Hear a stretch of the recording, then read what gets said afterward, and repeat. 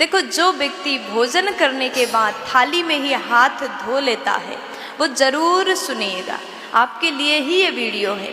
भोजन करने के बाद थाली में हाथ धोने से क्या होता है, इसका क्या कारण है, तो आप लोग ध्यान से सुनिएगा। देखो, भोजन करना बड़े नियम से करना चाहिए। आप भोजन करते हैं, भोजन करने के बाद आपको भोजन द्वारा पोषण मिलता है, भोजन आपको शक्ति बल प्रदान करता है। तो भोजन करने का नियम शास्त्रों में बताया गया, कैसे भोजन करना चाहिए, कैसे भोजन नहीं करना चाहिए। तो आप लोग ध्यान से सुनिएगा। घर में जो रसोई घर होता है वो मंदिर समान माना गया, जिसे आप लोग किचन कहते हैं। किचन नहीं बोलना चाहिए, किचन को रसोई घर बोलना चाहिए। अगर आप अपने घर के जहाँ पर भोजन बनाया जाता है उसको रसोई घर कहोगे, वहाँ पर रस युक्त भोजन का निर्माण होता है। रसोई घर में माता अन्नपूर्णा का वास होता है, इसलिए घर के रसोई घर अत्यंत पवित्र होना चाहिए। सदैव साफ स्वच्छता का विशेष ध्यान दीजिएगा।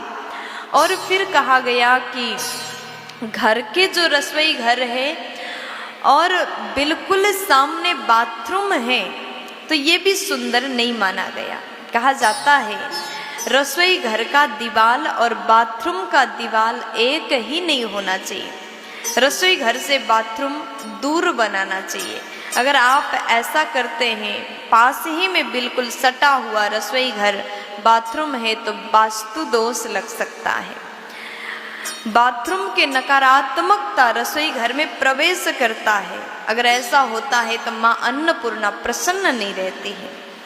इसलिए रसोई घर और बाथरूम सदैव दूरी बना करके रखिएगा।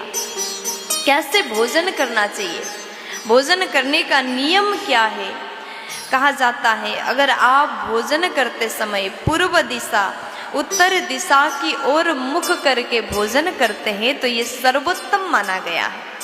अगर आप पूर्व दिशा की ओर और उत्तर दिशा की ओर मुख करके भोजन करते हैं तो ये अति उत्तम कहा गया है।